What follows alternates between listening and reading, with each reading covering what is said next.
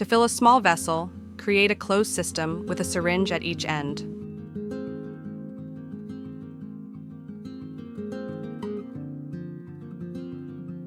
Fill only one of the syringes with fluid.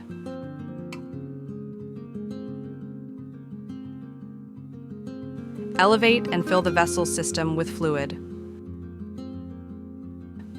To remove bubbles from the system, lift the vessel system and alternate the fluid flow from one syringe to the other. Gravity will take the air bubbles to the syringe, where they will be captured.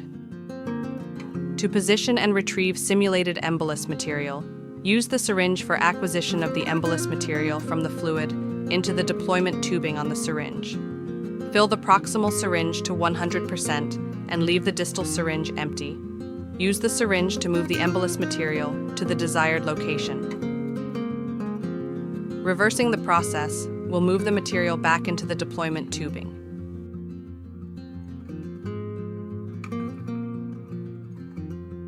In a complex model, vessels may need to be clamped to produce a direct flow from one syringe to the other. To increase dedicated flow, both syringes are used simultaneously in a push and pull technique.